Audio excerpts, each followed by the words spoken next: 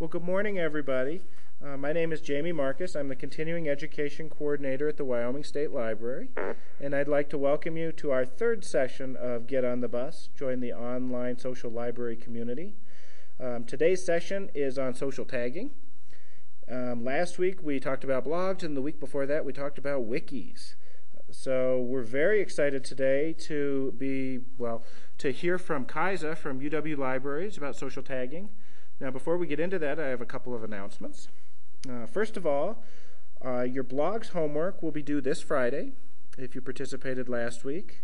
And if you have it in by this Friday, you'll be eligible to win a couple of gift certificates to Amazon.com or iTunes. Now, after today's presentation, Kaiser's going to talk to you a little bit about homework, about social tagging. That homework will be due next Friday, which is March 6th. And again, if you have it in by then, you can win a couple gift certificates. If you complete all of the homework for the entire program by the end of March, you'll be entered to win an iPod Touch or a registration at the 2009 Wyoming Library Association Conference in Laramie at the beginning of October this fall. If you are a teacher and you are interested in earning PTSB credit for participating in this program, please see our introduction page on our website, which is getonthebuswyoming.wordpress.com, and that will let you know how we get your credit. If you are a teacher and you're going to get credit, all of your homework needs to be done by the end of March for me to give you credit. If you have any questions about today's program or previous programs, feel free to email the entire presentation group at getonthebus@will.state.wy.us, and the appropriate person will get back to you. Let's see, what else? Oh, I just want to announce the prize winners for the Wiki's homework. We pulled 4 prizes because we had about 50 people participate that week. And our prize winners are Julie Eatman from the Laramie County Public Library, Katie Bray from the Carbon County Public Library, Matt Francis from the American Heritage Center, and Whitney Beeson from a library that I'm just not sure. I'm just not sure where Whitney's from. And those folks all received a $25 gift certificate to Amazon.com or iTunes. So feel free to do your homework for blogs last week and tagging this week, and I'd love to give you prizes. Okay. So we're going to go ahead. I'm going to put you on mute here and hand the program off to Kaisa. Kaisa will take questions at the end of her presentation, so please hold your questions till then. Oh, and one more thing. If, of course, we have a technical difficulty and, I don't know, the internet goes down or the phone shut off or, I don't know, you have to do some real work this morning, feel free to watch our archived version of this presentation. It will be up on the Get on the Bus website later this afternoon. All conference participants are now muted. To unmute your participants, press 9-9. Alrighty, Kaisa, take it away. Thank you. I'm Kaisa Calkins, and I'm a reference and instruction librarian here at the University of Wyoming, and I'm very excited to talk to you about social tagging today. If you can't hear me, if I get muted by mistake, I'm sure Jamie will fix that because he's monitoring the chat. So if you don't hear my voice, you won't know that I'm telling you to send that to the chat. But you can also send questions there if you don't feel like asking them out loud at the end of this session. So I'm on the Get on the Bus Wyoming website, and I'm going to go to the Social Tagging tab. All of the materials that I have are on this page, so I didn't create separate slides for you to go to. First of all, I just have I put an introduction to myself. I'm not going to take time to read that. You can read that later if you want to know more about me. But I want to talk a little bit about what tags are. Basically, they're uncontrolled vocabulary. So we're all used to controlled vocabularies like Library of Congress subject headings, those kinds of things that help us organize our collections in libraries. Tags are just a way of letting users, or anybody, assign vocabulary to describe something. And these are used in a variety of different places, mostly on social networking sites, but libraries are starting to incorporate them in some of their technologies. I have a few definitions on the page. This is from Wikipedia, which is, as Laura said last week, a really great place to find information about techie topics. And basically, it's a non-hierarchical keyword or term assigned to a piece of information, so it can be anything, basically. I'm going to talk a little bit about tag clouds in a few minutes, but first I just want to sort of talk about the ways that people are using tags in the world. Um, as I said, you can tag collections with as many terms as you want. I'm going to show you Flickr, which is a photo sharing site. Co-Library has a Flickr account. We put our photos up here. Cass will talk about this a little bit more next week. But one of the applications that's really nice on Flickr is the opportunity to tag your photos. You can also tag other people's photos. So under the photo stream for Co-Library, I can look at tags here so that we can see a visual representation of the contents of the collection here. That's one of the things that tags do, is tell you, based on the size of the tag, how much of the collection is represented by that keyword or phrase. So University of Wyoming is a very popular tag in our collection for obvious reasons. We have some smaller tags which would let you know that I've tagged some of these with my name, and that's a much smaller subset of the collection. Usually, tag clouds are clickable, so if you're looking at a whole collection of tags, you can click on this, and we can see everything from Halloween 2006 all in one page. So this is also a finding tool. You not only can describe your collection, but you can then retrieve all of the results that anybody has added this tag to. So then I could find a photo. The example I used on the site for a way that I use tags to find things is, I was asked recently to find a photo of myself for a publication, and I could go to my Flickr site, look at the tag that said Kaisa, and I could look at all the photos I had of myself and choose one that I could send off. So it's a pretty quick way to locate items within your collection. So a lot of libraries are doing Flickr sets, and this is a nice way to organize them. If I were to go into one of these photos, I can see the tags along the side here. And what's nice about a lot of these social sites is that I can add tags because I'm logged in, but I could also go to somebody else's tags and see, okay, University of Wyoming, I will click on this, and I'll see everything that I have in the Co-Library account, or if anybody who has access to this account has tagged with this tag. But I can also see all the public content everywhere that's tagged with University of Wyoming. And so, Long and Guy's Photography, something like that, has been tagging basketball photos. And I don't know why the University of Wyoming is in here, but if I looked in the record, I could see all of the tags here. And this is not University of Wyoming, so there's something weird going on here. That does happen too. But this one here is actually a UW basketball game, and we can see that there's a tag there. And if I wanted to, I could, if he has allowed me to, I could go in and add a tag.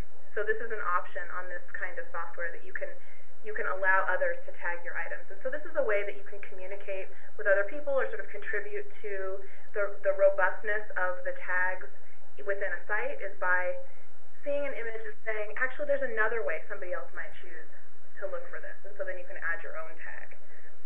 Other applications for this are things like Library Thing. A lot of us out there, a lot of you are probably using sites like Shelfari or Goodreads or Library Thing to keep track of your own book collections, or maybe the collections of books that you've read that you've checked out from a library. And I can hear, this is logged into my account, you can see that I have some tags here that represent what's in my collection. And I can look at the frequency, reorder this so that, like, the most common one I have is YA. I read a lot of YA, so I can see everything that I've tagged with YA and look through my collection and see what I have there. On the same token, I could go into this book, which I just picked up at Midwinter, and I recommend it. It's a pretty good YA book. It's coming out this month or last month. And I can see member tags, so the way that other people have tagged this book. And if I wanted to see, oh, best friends, that's a good way of tagging it. If I wanted to see other books about best friends that users have tagged, I could click on this and see the most often tagged books. So tags are a nice discovery tool.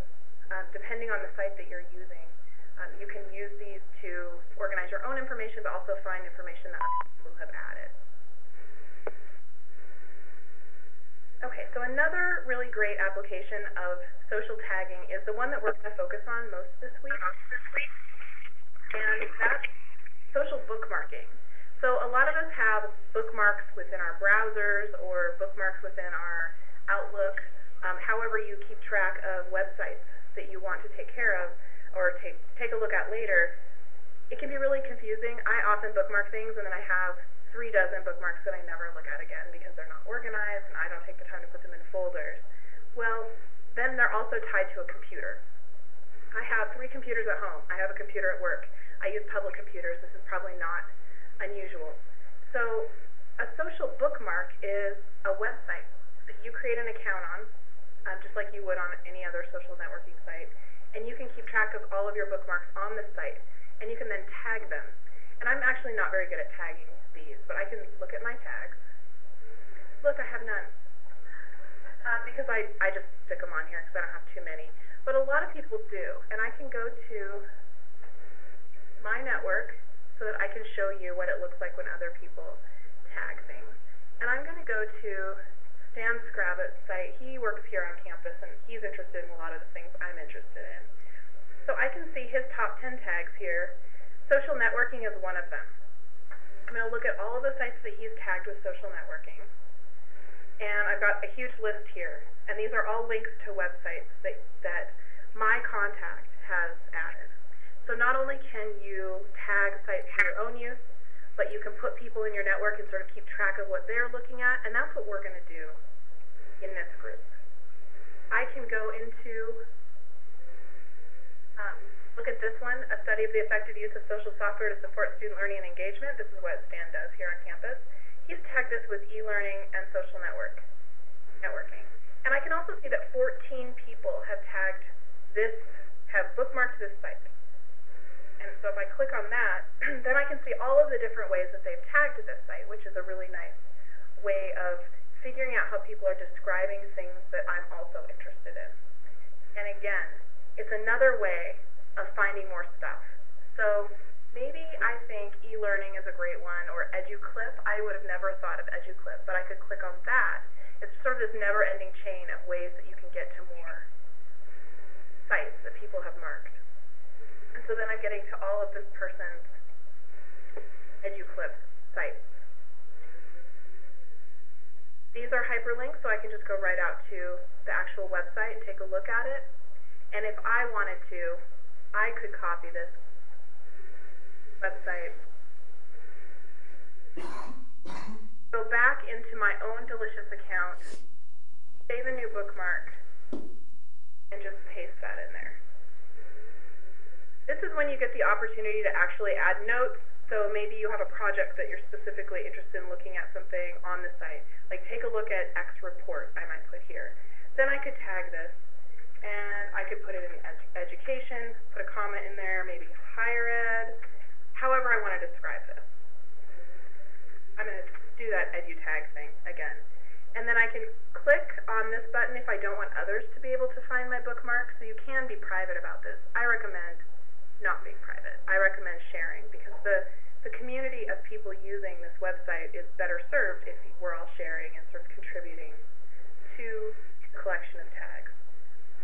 Then I can just save this, and it appears in my in my list, excuse me. And then I can see how I've tagged this. I've done a pretty poor job of tagging, actually, I have to admit. But reading research is one tag that I have used for my own purposes.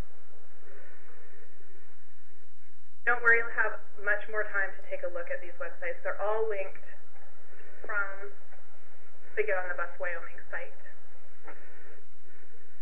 which I'm going back to right now. I wanted to show you some of the libraries that are using social bookmarking, since that's the application I'm going to focus on for practicing tagging things for this program. We have a lot of different libraries who are using these in various ways. The first one here, Tags, is an academic library. And their tags are actually incorporated into their library catalog. This is something that's becoming more common. And so you can see when you open up this page for Tags, the most popular tags that are used at least 102 times within their catalog. So you could go to copyright. Here. Whenever you do something live like this, it's always scary. You think maybe this will break. So now I can see lots of different things within their collection. And I think if I click on one of these titles and it works, I should go right into their catalog. Oh, I have to use their proxy service. This didn't happen to me earlier. I apologize for this. But if you were a pen user, you could use this site to go in and take a look at their actual collections. This must be something from a journal rather than something from their library catalog. So that's just one example of a way a library is using tags, and these are generated by their users. They have to register for this. So some of you most of you probably won't have an opportunity to tag things in your library catalog with the systems we have in place now. But this is an opportunity that we're probably going to have here at University of Wyoming fairly soon. So you might want to sort of keep your eyes open for that kind of application. Other libraries are using social bookmarking for subject guides.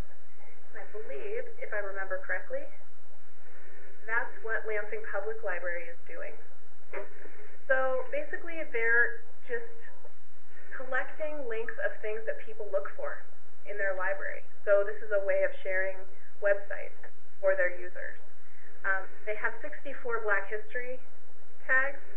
So probably because we're at the end of Black History Month, people have been collecting information, tagging it, and sharing this with their users. So this is linked from their website, and it's just something that all of the people who work at Lansing Public Library who have access to this site are able to add these. And their users can take a look and see which sites they've tagged in various ways. And you can do any tag you want. These could be locally useful tags. So for the school or academic libraries, you could use a course number or a professor's name as a tag if you wanted to tag specific resources that you want students to look at and be able to find. In a public library, it might be tied to an event or a specific month that you're looking at, like Women's History Month, Black History Month, something like that. So there's just no limit to what you can use a tag with. And I'll open up the Maui Community College Library as another example. So they have reference as a tag. So these are things that they've been using for reference for various reasons. So some people probably would put many more tags in this. The O'Reilly Radar has a lot more tags than some of the others. I don't know that reference would be a very useful tag in many of our libraries, but for them it seems to work. So this is a free piece of software that you could link, just put a link to your library's delicious tags on your library website, so that's only one link that you have to add to a static site, but then you have this really easily updatable list of bookmarks. And those could link to anything. I mean, you could link to your library catalog records if you wanted to. If you wanted to make a small collection of book club reading, for instance, it could link right to your OPAC record for that. There's just no limit to what you can do with those kinds of things. So I'm going pretty quickly because I want to give a lot of time for questions. So what I'm going to do now is talk about what you're going to do with Delicious. So if you already have a Delicious account, you're ready to go. But if you don't, what we're going to do for homework is sign up for a Delicious account. Delicious is that social bookmarking site that I recommended. And the reason I want people to use all the same site is because then we can share and link back to each other's tags. There are lots of different social bookmarking sites, but Delicious has the biggest community of users that I would argue is the most robust community. So there are others. Magnolia is one that I think recently folded. There's Site You Like, Dig, a lot of different places like that. But I think Delicious is great because there's so many people using it. So after you've set up your account on Delicious, find 5 websites, any website you want. This could be a website on a hobby you have. This could be websites that you use professionally. It could be anything. But try to find things you think your fellow Get on the Bus Wyoming participants should know about. Bookmark them in Delicious and tag them. And include the tag Y on the bus, which I have here. You can copy and paste it. WY on the bus, all one word, so that we can all find each other's tags. But add as many tags as you want. So if I found a tag, if I found a site on the reading habits of college freshmen, which I'm researching right now, I would tag that in all sorts of ways so that I could find it later, but I'd also want to use Why on the Bus as a tag. You don't have to stop at 5, but the homework just asks you to find 5 sites. And then when you're done tagging those, look at what other tags are out there. So what other people have tagged with Why on the Bus. And over the remaining weeks, tag at least 5. So after this first week, tag 5 more. Challenge yourself to do that. And for the page that has the most other people bookmarking it, if you end up with overlap, figure out who bookmarked it and look at how they tagged it besides the Why on the Bus tag. And then you can see, maybe follow those links and see other sites, other tags that people have added similarly. The way that you get credit for this is to write a comment on this page down here and make sure to link to your Delicious account so that we can go in and see what you've tagged.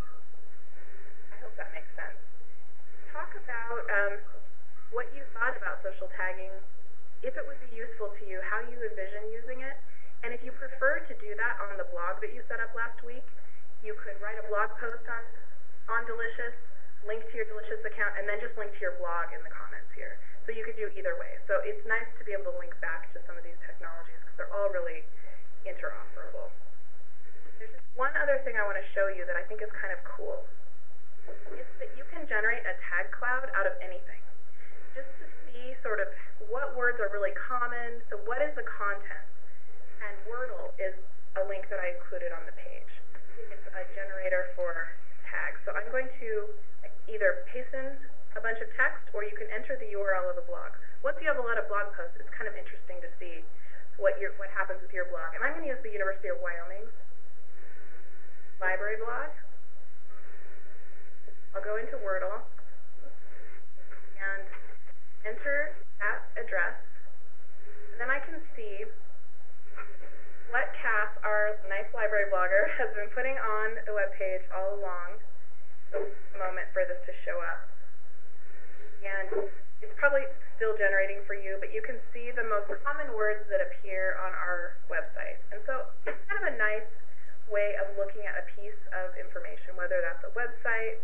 You could paste in a document and use this tag cloud of sorts to have a visual representation of maybe what a paper is about, something like that.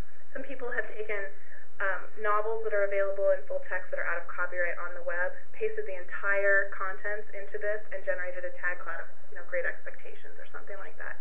And it's just kind of a cool visual that you can use on marketing materials. You can change the looks of these things. So there are sort of fun applications to beyond the work application. All right, so that was just an extra little treat.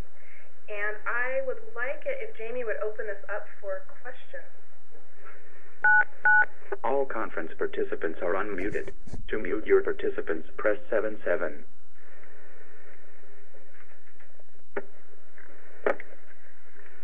Okay, does anybody have any questions for Kaisa on social tagging?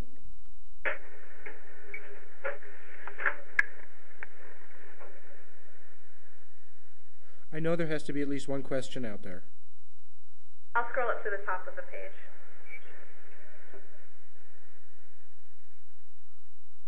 Well, my fear is that we either lost everybody. Right. Or I talked too fast. Okay, well, if there are any last call for questions. Dorothy in Torrington, you didn't lose me at least, as far as, but well, I tell you, this is getting beyond me a little bit.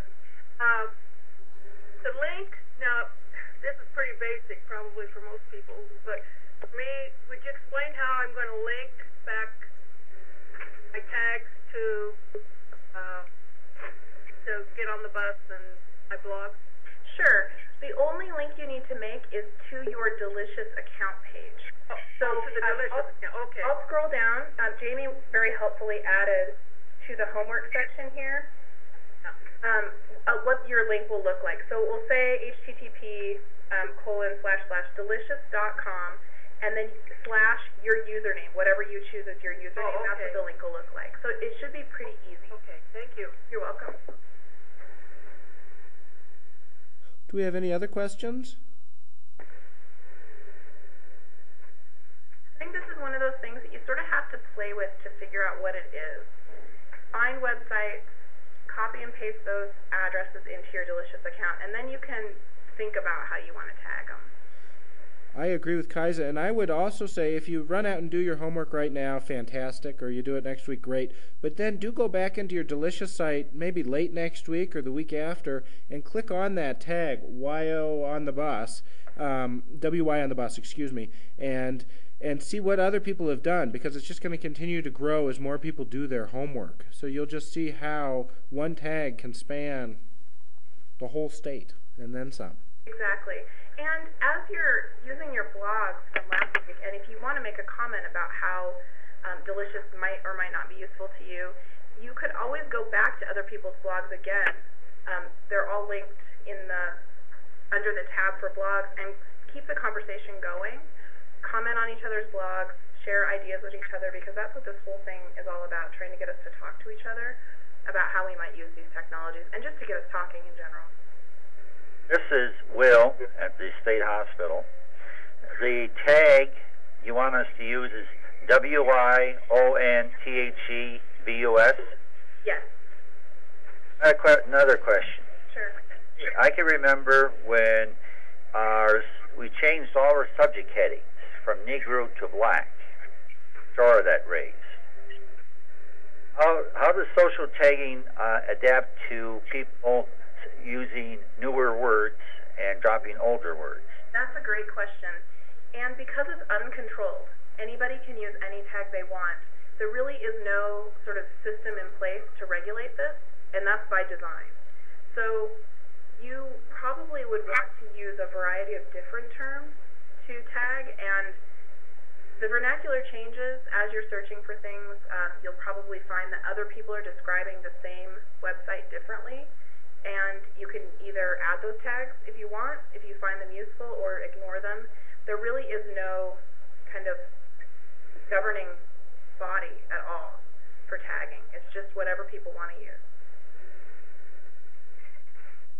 Sometimes that's an unsatisfactory answer, but that's the truth. Do we have any more questions? I have a question. This is Nicole from Wyoming Medical Center. So if the Community Development Department of the hospital here, they asked me to create a bunch of links that they could make available on our website for consumer health resources, can they, if I do this through Delicious, can they link Delicious on there as a link and it opens up as a website, and then they would see all of this? Exactly. That created? Yes. They would just have to make sure that they were using the address of your Delicious account. Absolutely, and the benefit to that is that you can easily add more links or add more subject headings. If today the big deal is aging populations, and tomorrow it's working with adolescents or something like that, then you can either retag some of the things you already have with your new tags or add new content, and they've been pushed to only one site that you're updating regularly. So it's sort of dynamic that way. I like that because a lot of times I can't get the IT department to be willing to put in the time that it would take to put information up and make changes, and so I like the ability to be able to do that myself. That is great, and so you only have to ask once to have that link to your site on the web page, and then the Delicious account is yours to maintain however you want. Now, one other thing that the Wyoming State Library is considering doing is using a site like Delicious, or Delicious in fact, to do some of our reference interactions with. So we'll have a Delicious site with tags about the Wyoming history, things that we pulled out, some other tags on the water plans that we get questions about all the time, so that anybody working our reference desk can go to our one Delicious site and either add new information that they found for a patron who comes in, or look and see what the other reference librarians have found on water sites in Sweetwater County and pull that information up right there. in one place. Okay, do we have any other questions? This is Will from the State Hospital again.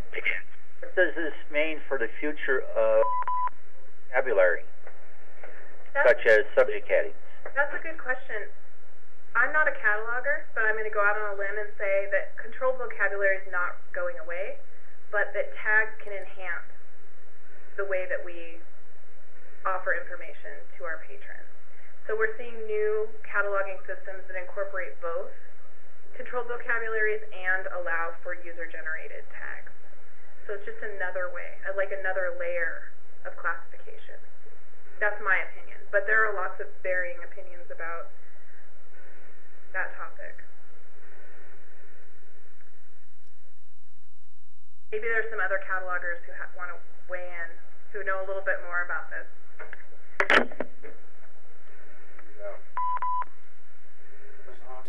This is Jamie again at the State Library, and there are a couple of overlays for library catalogs now. One of them is called Aqua Browser, that does incorporate a lot of social tagging and a lot of other features as well, but that does allow people in public and academic libraries, like we saw with Penn there, to tag their own collections in their own way, and it becomes a supplementary finding aid.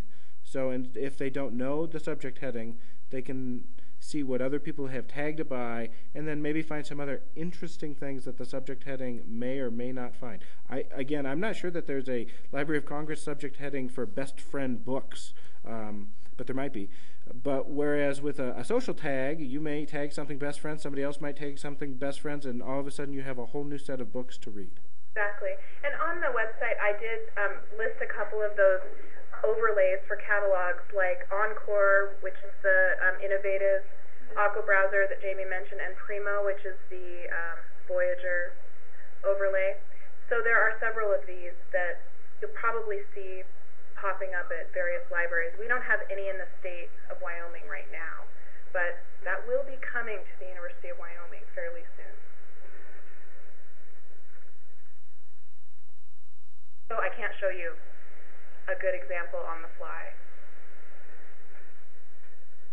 Are there any other questions? Okay, well, I thank you all for participating. Again, if you have questions or you do your homework and realize that you have questions, feel free to send an email to getonthebus@will.state.wy.us. And also, be sure to check out the website, getonthebuswyoming.wordpress.com, because this page that Kais has been showing you, along with all the other information about the program, is up there. So I hope everybody has a wonderful day, and we will see you next week for social networking.